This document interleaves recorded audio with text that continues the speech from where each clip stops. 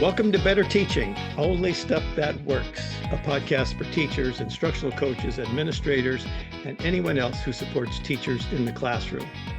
This show is a proud member of the BE Podcast Network, shows that help you go beyond education.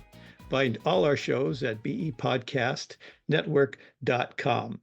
I am Gene Tavernetti, the host for this podcast, and my goal for this episode, like all episodes, is that you laugh at least once and that you leave with an actionable idea for better teaching.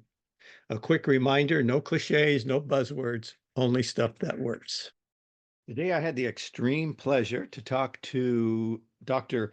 David Griffith about a topic that we have not discussed before on Better Teaching, only stuff that works, and that is grading.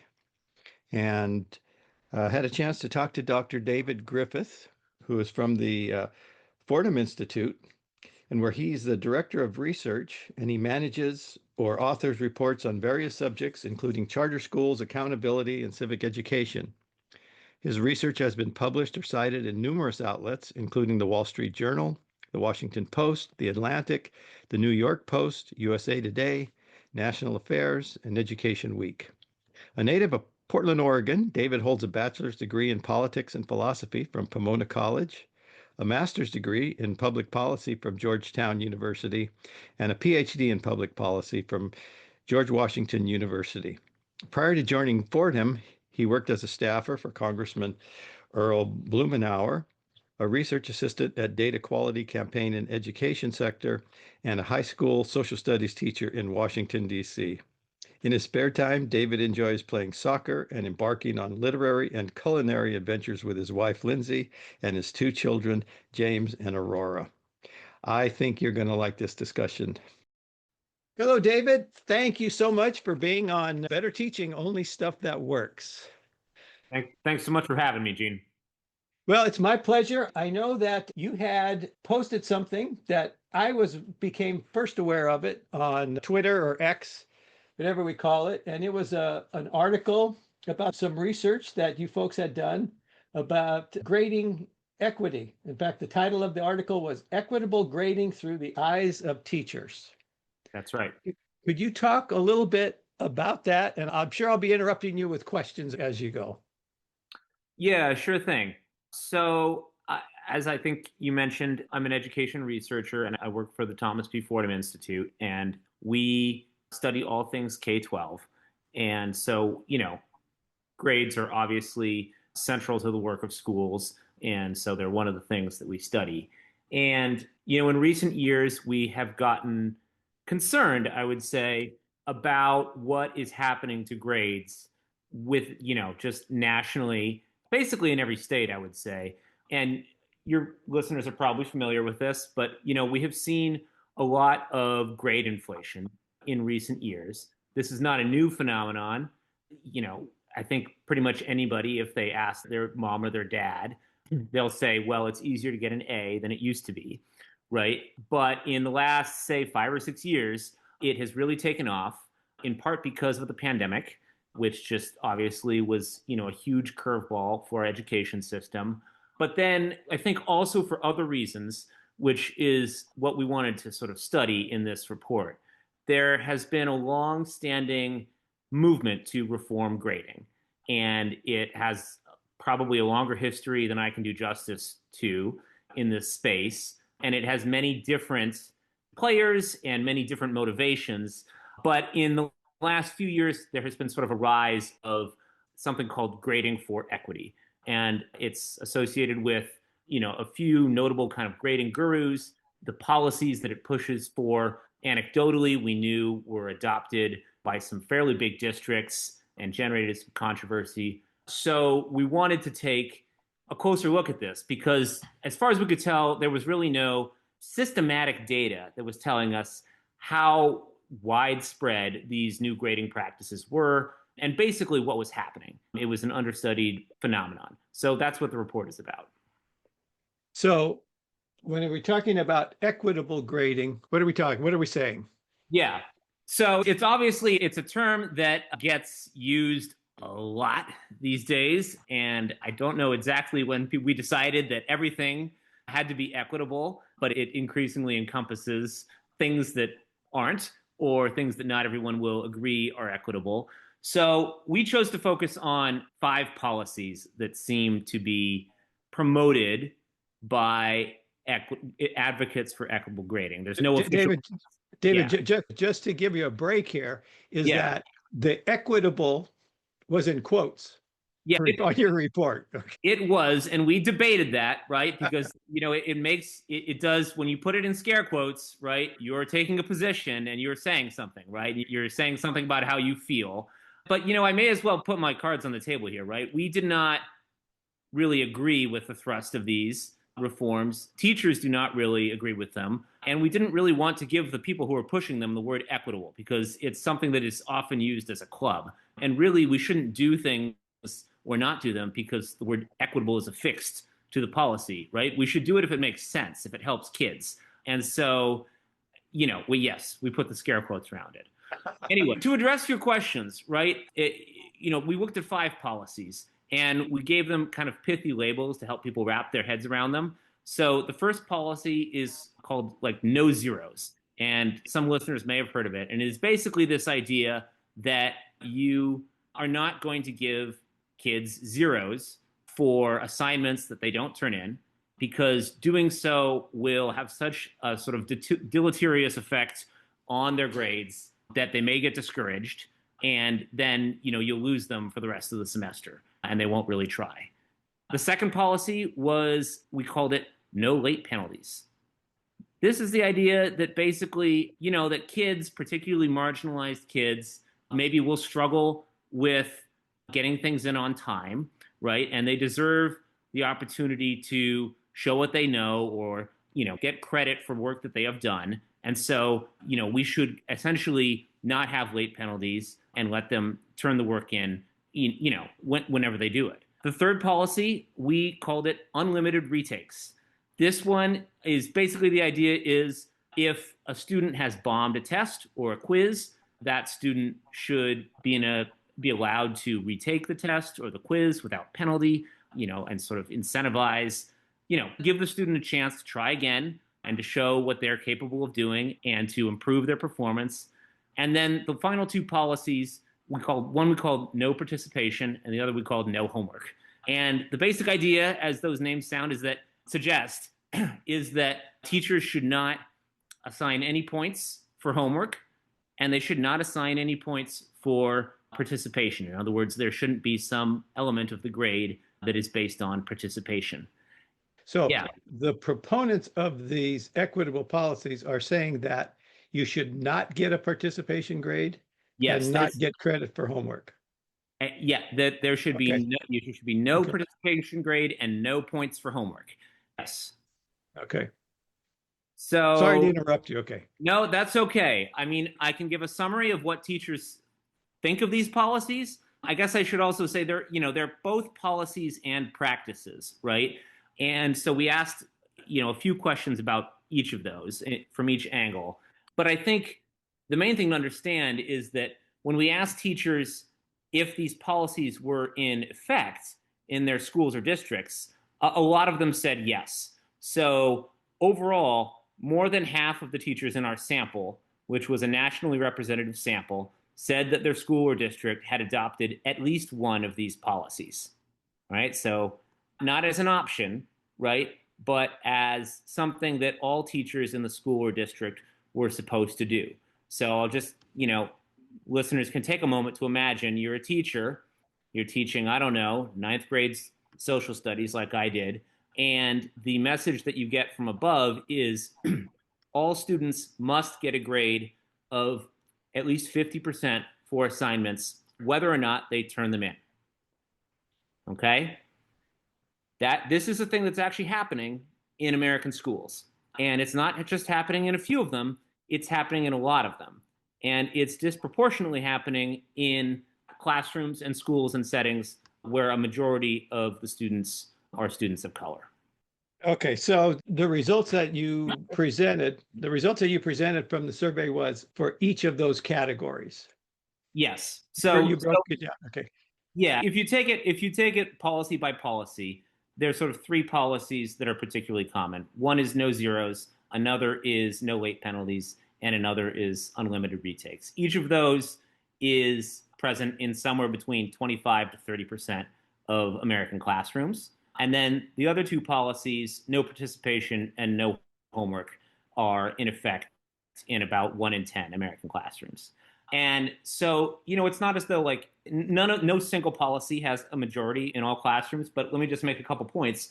First of all, I included K-5 in those numbers.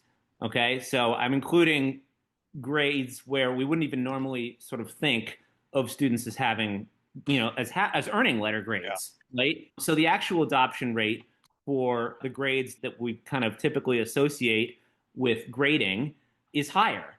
And then I think the other point that needs to be made is some of these policies they're not quite redundant, but they serve similar purposes. So, for example, if your goal, and nobody will sort of say this out loud, but if your goal is basically to lower grading standards to make it easier for kids to get an A or a B, and you adopt a policy of no zeros, you basically do not need some of these other policies in order to get more kids into the passing range, because it's such a powerful policy. It has such a strong impact on kids' finals grades that you don't necessarily need to also have a no homework policy or a no participation policy, because you've already effectively told students you'll get half credit for assignments that you don't do. Okay, so a few questions because I'm having a hard time. First of all, I'm going to go back to your original statement about one of your original statements about that grading. These conversations have been going on forever. Yes. And in my experience, the 50% was relatively new, to me, but the participation, allowing participation points, allowing homework points was a way to try to motivate the students to have, if they weren't doing that great, then, here's a chance for you to be active in the class and participate and give me a chance as a teacher to kind of evaluate your work in a different way. And that was the motivation for that. Was there any way to eke that out? Yeah, I mean, so let me address what I think is kind of your question, which is like, what's going on here? What are the goals, right? There you go. Yeah. Right. I mean, here's how I see it, right? So part of the reason that the whole conversation is confusing is that grades actually address multiple challenges, or they serve multiple purposes, right? So one purpose that they pretty obviously serve is to motivate students, right? Some students are intrinsically motivated, right? They'll come to class and they'll just do all the work because they love learning, right? And they just love simultaneous equations. Please, teacher, give me another plate full of simultaneous equations. I would submit that's actually a small group of students. I think many kids love learning, but I think most kids require some form of external motivation, at least some of the time. So that's one purpose. Another purpose that grades serve is to communicate, right? It's partly to communicate with students about how they're doing. It's partly to communicate with parents about how their kids are doing. It is, ultimately partly, it's about sending signals to colleges and employers and yada, yada, yada. All this, it is a way of communicating things. And these two purposes they're distinct. They're not one and the same, right? If you want to get kids to try their hardest in school, sort of make the most of the time, do the assignments, it makes a lot to assign points to sort of all these intermediate tasks that we all remember from school, right? Here's a problem set, do it tonight, right? It's worth 10 points. Here's another one, it's Tuesday, do it tonight, it's worth 10 points. I'm sort of simplifying it, but we all remember having work in school. That doesn't necessarily tell you whether the kid can do it, right? And, you might have kids who do all the assignments and still just don't necessarily have the mastery that we're expecting. You might also have kids who don't do any of the assignments, but actually understand it and can do it on a test, right? So the point being, these are different things. And so I think in practice, grades have typically been a mishmash, right? They have partly reflected how hard students try, their ability to complete assignments in a timely manner. And then they have also partly reflected how the kids are doing, how what they can do, how good they are at math. And I think this is frustrating to many people because if it's doing both of those things, then it's not really doing either of those things well, right? It doesn't really tell us what the kids can do, and it doesn't really give us a clean read on their behavior or non-cognitive skills or whatever it is. And so I think for many grading reformers, and I don't want to paint with too broad a brush, but I think many of them are frustrated by the sort of fuzzy, murky signal that we get out of grades. What is a parent supposed to make of a C plus? I don't know. Right? Does it mean the Right, kid can do right. the stuff or not? Right? Yeah. It doesn't really tell you what you need. So I think that has sort of motivated a lot of grading reforms. But here's the thing, we also need kids to try, right? And because they're kids, or maybe just because they're humans, they don't wake up every morning and say, well, I need to do well on the midterm. So I'm going to pay attention today and I'm going to do all my homework, right? This is just not how, classroom management works. It's not how people work. And so it's not particularly helpful to teachers to sever the link between grades and I'll just say effort. Although I could also be talking about behavior, participation, all these things that kind of go into making a classroom run well, getting kids to actively engage with the material. Grades historically have helped with that. And so I think so we have a tension here. And so kind of in order to trying attempts to resolve this tension are running into problems. I'll leave it at that. Okay. Well, it is. Well, a couple of things come to mind as you're talking, and also as I was reading the article, especially the quotes from the teachers. And you alluded to it in your answer right now. The fact that teachers say, you're taking away my way to motivate kids. And I'm just thinking, my experience of the kids that are getting zeros, bring it on, teacher. Give me another zero. Give me, I don't think the 50% changes their motivation, and neither does the zero for those kids. That's just, that's an anecdotal thing. And I think teachers might be mistaken sometimes if that's the way that you're going to get to that kid that is not putting in effort. Yeah, I don't totally disagree with you. When I think back on my brief teaching experience, and I don't wave the bloody flag very often because there are people who, excuse me, the bloody shirt. There are people who have taught much longer than I have. I just want to be Right. clear on that. But I do remember those kids who just didn't seem to be motivated by anything, right? Yeah. And I even remember a kid who was doing all right in the course, and then sort of new teacher David trying to figure things out, right? I showed her grade, and it turned out that she was failing because she had a big fat zero, right?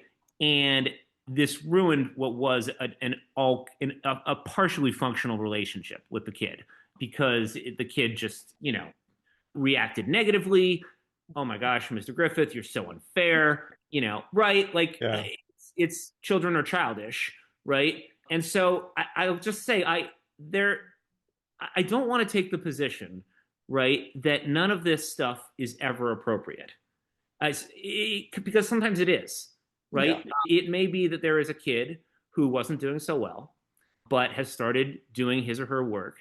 And the teacher has this sort of fragile, nascent, budding relationship and doesn't want to destroy it by pointing out that technically he or she would be failing if they put in all the zeros in the graded book. I have some sympathy for that because I've been there.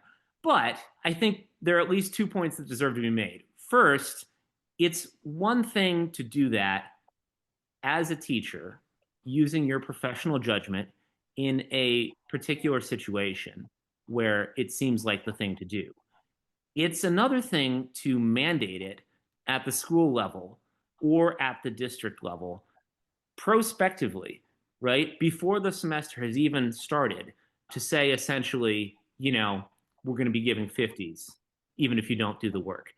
That to me is very different from me discreetly deciding that perhaps I won't count this assignment for this child that, because it just seems like the thing to do in the situation. To me, there's an enormous chasm between between a universal policy like that and, the sort of grace that teachers occasionally show to students when they think it makes sense. So that's the first point I would make. The second point I would make is honestly, I'm agreeing with you, right? Like that some kids are not motivated by zeros.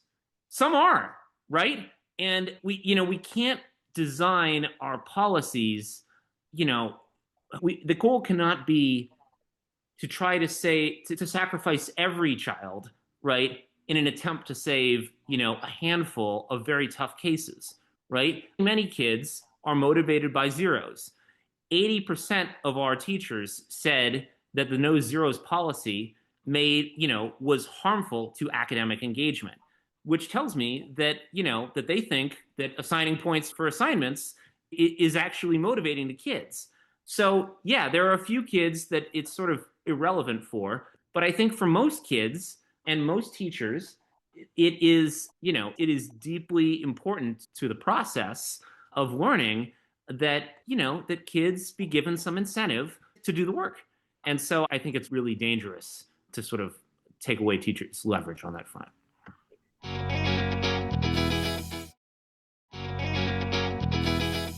Yeah. I mean, you get a 50, you still got some leverage. You still got some leverage if you're not getting any points for participation or anything else. But having said that, these policies that schools do, Yeah. just like you said at the beginning, it's not because one day they said, let's do this.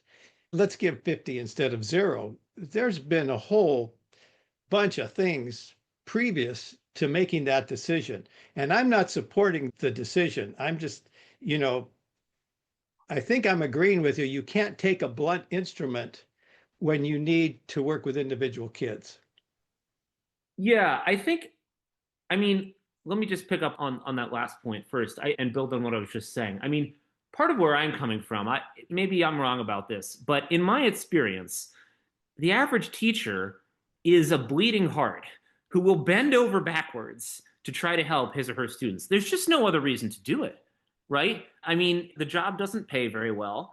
You know, it's got long hours. I mean, there's no reason to do it except for the kids. And so I just don't, good intentions aren't everything, but I don't buy the notion that teachers are cruel or heartless or racist, overlords who enjoy giving zeros to kids. They don't, right? I think teachers are looking for ways, frankly, looking for ways to not fail kids, right? Because Right. nobody wants to do it, right? And so they don't need universal policies that essentially make it impossible to fail kids. If anything, they need to be pushed in the opposite direction and given a reason to be a little tougher, maybe. But I think to go back to what you were saying earlier, I mean, I think that kids and teachers are responding to incentives that are problematic, right? So Yes. Yeah. Okay. you said these policies didn't come out of anywhere, come out of nowhere, right? No, it's true, they didn't. We put high school graduation rates on school websites, right? Principals they're not evaluated based on them, right? But they're human beings. They're sensitive to how things look. They're being judged based on how it goes. Parents don't like it when you give their kids low grades. Kids don't like it when you give them low grades.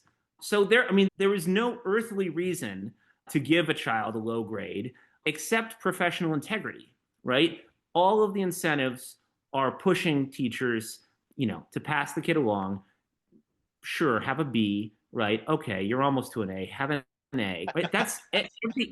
every Yeah. actor in the system is pushing them in this direction, Yeah. right? And so, I think part of, I have sort of a cynical perspective on this, but I think that part of the reason that these policies have spread is that they solve a problem. In fact, they solve several people's problems. It is so much easier to adopt a policy that will push all the kids into passing territory than it is to actually say, you know what, you're not in passing territory, and we're going to work really hard so that you can actually earn that C. That's real work. It's actually very difficult. And, it's very difficult to actually make that kind of progress with kids. It's easier to paper it over. Yeah. I'm asking you these questions, but I didn't realize that this 50% thing was so pervasive. It doesn't make any sense to me. On the other hand, thinking about another comment that teachers made, that we're not preparing kids for the real world, Yeah. where you don't get this. Well, I'm going to call BS on some of that. Okay. For example, if I'm getting zeros, let's say I'm in David's class, Mr. Griffith's class, and I'm getting zeros, and you pull me over and you say, Gene, look at this. You got zeros. And boy, we're going to need to do something. And then I take a look at the mathematics of what I would need to do to get B, C, or a B. It becomes nearly impossible. So now in the real world, what happens is you get to go bankrupt and start over again. So if there was a way to go bankrupt in your classroom and say, okay, Mr. Griffith, I'm changing. I'm a different person. Now that we've had this talk, you watch. And I am a different person. Now, what do we do? Because we've got this mathematical formula that we've been given. Yeah. Well, so I am generally against giving teachers mathematical formulas for precisely this reason, right? Yeah. I don't have a good sense of how I'm not even quite sure what we're talking about, but I think it's fair to say that in some places, right, teachers have a lot of discretion over how their grade breaks down, right? And in other places, that is essentially something that is broken down for them. And in some cases, it's even, sort of tightly monitored, and they're actually expected to follow the policy. I know that's not something we can assume in the education world, but I have learned that there are actually places where, the policy that the school district puts forward is followed by the classroom teachers at the ground level. So it's not as crazy as it sounds. So, teachers, when we asked them, said that they wanted some sort of school-wide policy. We didn't really have the bandwidth to ask them what they meant by that. So I do think that I think there's some desire for some ground rules about how kids are graded. But I guess I'll just say, I'm putting my cards on the table here. I take the opposite view. I'm of the view that we should maximize teacher discretion when it comes to grades. I think grades are primarily actually motivational tools when it comes right down to it.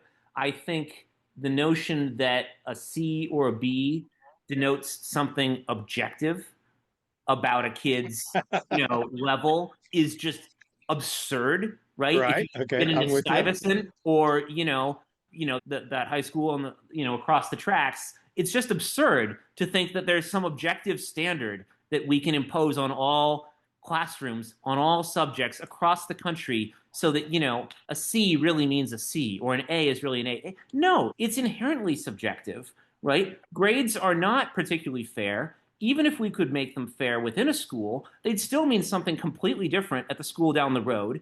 Even if we did that at the district level, they'd still mean something completely different at the next district over. Even if we did it at the state level, they'd still mean something different in the next state over. And by the way, you're all trying to get into Brown, right? Like, it's not fair, right? They are not going to be perfectly fair.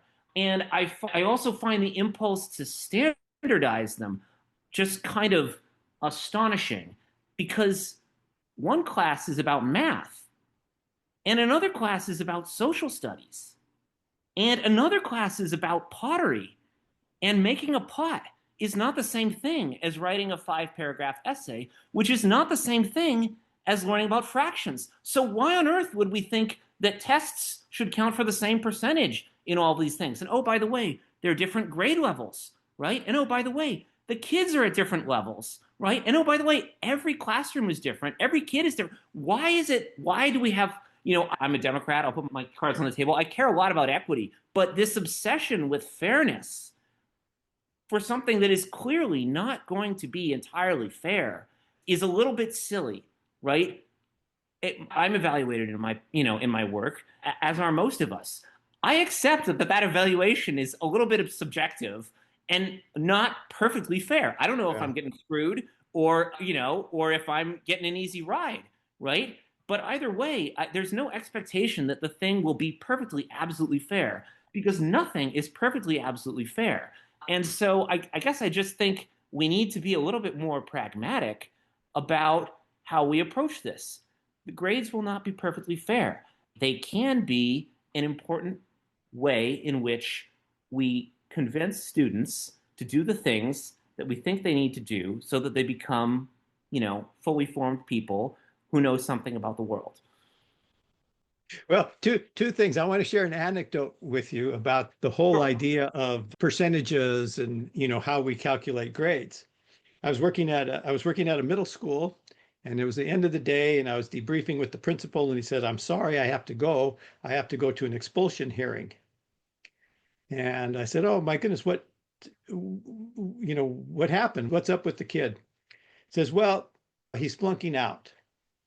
And he's flunking out. I said, "Well, what's going on?" He says, "Well, he doesn't do his homework." I said, "Okay. How are his tests?" "Oh, he does great on tests." "How are his state assessments?" "Oh, he's proficient in everything." He says, "But in this school, the teachers expect me to enforce the fact that homework can be a Hmm. determinant factor in whether you pass or not." And the kid just decided not to do homework. So I'm thinking, wow, really? You're going to expel a kid, you're going to send him to a continuation school or a community school because of that, which I think just reinforces your argument about when you have these strict percentages, it makes it pretty difficult to have some discretion. Yeah, that's a pretty interesting anecdote. I mean, let me take it in a slightly different direction. I think flunking, which has unique consequences at the high school level, is kind of a special case. I'm actually sort of dovish when it comes to things like holding kids back a grade because they're not on grade level, right? I tend to think social promotion is inevitable, right?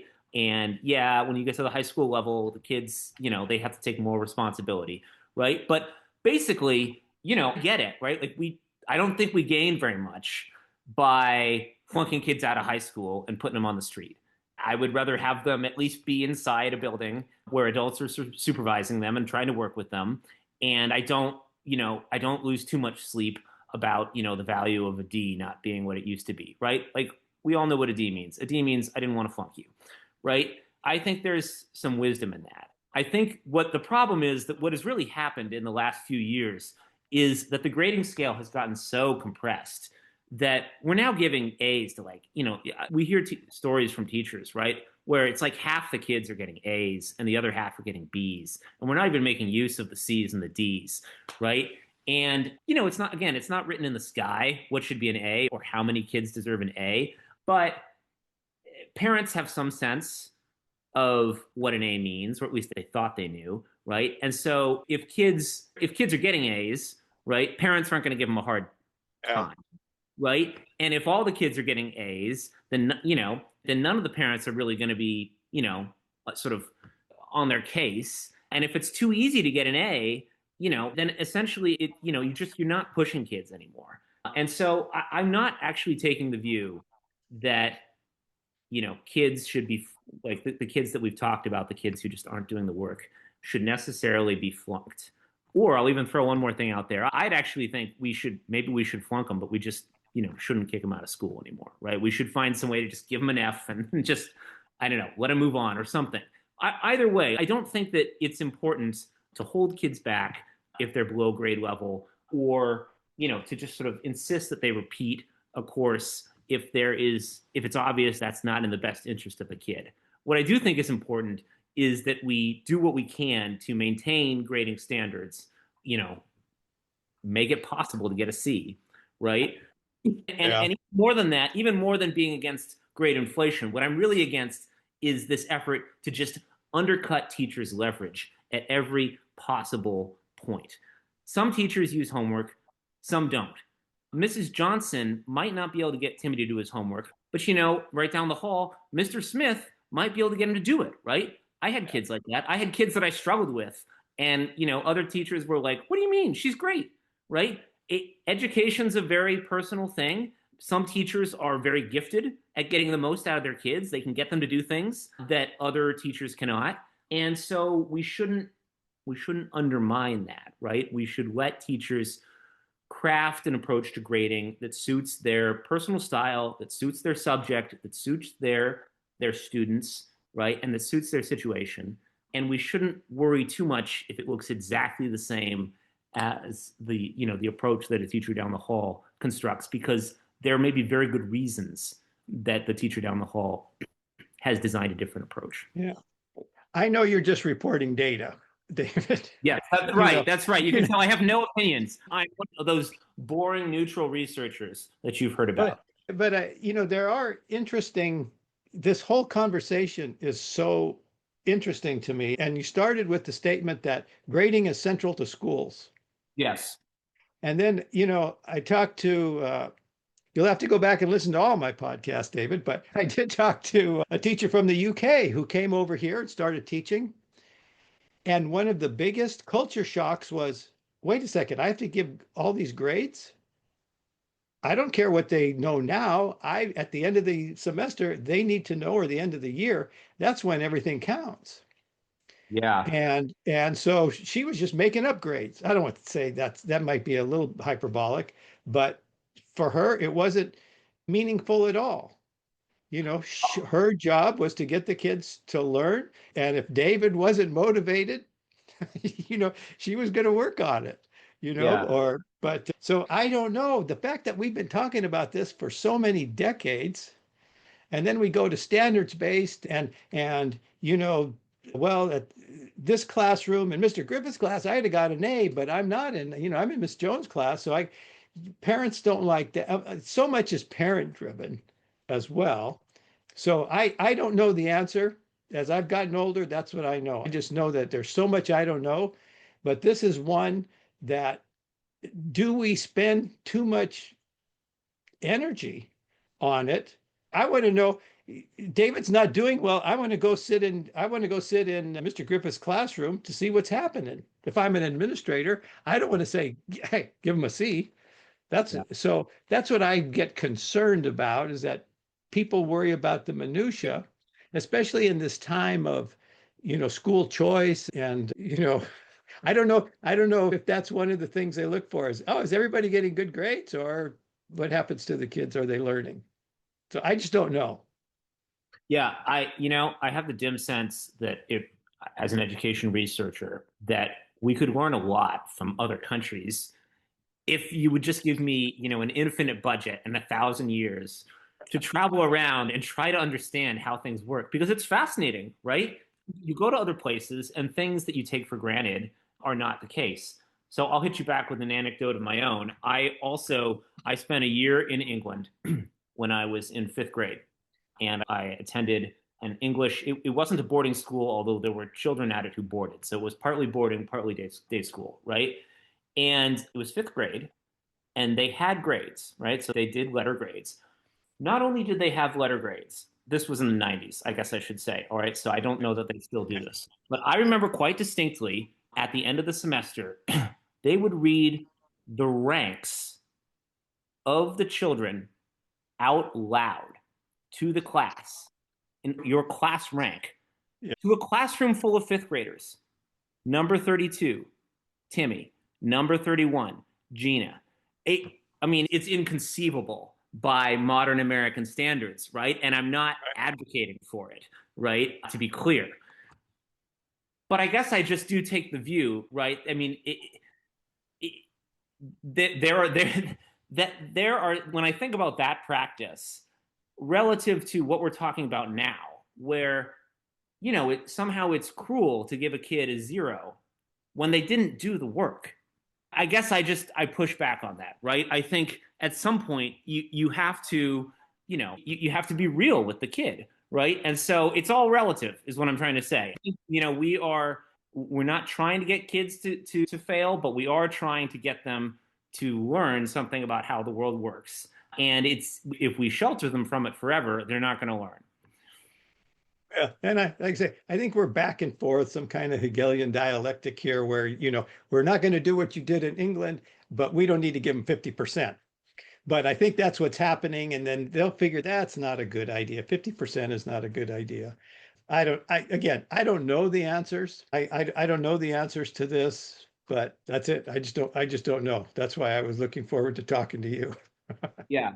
Well, I think my personal takeaway is that we need to give teachers and educators some professional respect and trust them to do the right thing by kids and to grade in a way that will promote learning and not try to micromanage them in ways that could be counterproductive. That's my bottom line. All right. You have any questions for me, David? Well, I have one question. We've been Okay. talking so much about, grade inflation and all these things that we didn't even really get to how it's been come out of the pandemic. But, I would ask you, my question is basically, how would you solve grade inflation, right? Because we have talked about these policies that are driving it. But the truth is that even if we got rid of them, we would still have a real problem with grading standards, right? And I'll confess, I don't have a great solution to that because there are just so many forces that are working against really holding kids to a high standard. So I guess that's my question for you, right? How do you think, is it even a solvable problem? I do not have any solution. I think that there may be some, I don't want to say instructional strategies, maybe some structures that maybe we can follow progress using technology. I'm kind of stumbling getting going here, but using some technology that I can track David from the beginning of the year through the end of the year, to see progress, to see, is there going to be a grade at the end? I don't know. Do we even do the grade level standards, or what we expect proficient at a certain grade level? Does that even make sense? I mean, I don't know. My focus for the last 20 years and until I'm done is going to be on instruction. I want to be sure that there's quality instruction going on in a classroom. Now, that takes out that variable so that if my kid's in Miss Jones' class and he's not performing well, I want to be sure that Miss Jones is at least as competent as Mr. Griffith next door. Then I'm going to feel a little bit better. So I think that's the baseline of everything is that we have to have a baseline quality of instruction to even talk about what the performance is going to be of a kid in that classroom. Fair enough. So paraphrase, I don't know what to do. Yeah. Well, I think it's a tough one. You got it. Hey, David, it has been a pleasure meeting you, and hopefully we'll run into each other again. I look forward to that. Thanks so much for having me, Gene. If you're enjoying these podcasts, tell a friend. Also, please leave a 5-star rating on Apple Podcasts, Spotify, or wherever you listen. You can follow me on Blue Sky at G Tavernetti, on Twitter, X at G Tavernetti, and you can learn more about me and the work I do at my website, tesscg.com. That's TESSCG.com, where you will also find information about ordering my books, Teach Fast, Focused Adaptable Structured Teaching, and maximizing the impact of coaching cycles.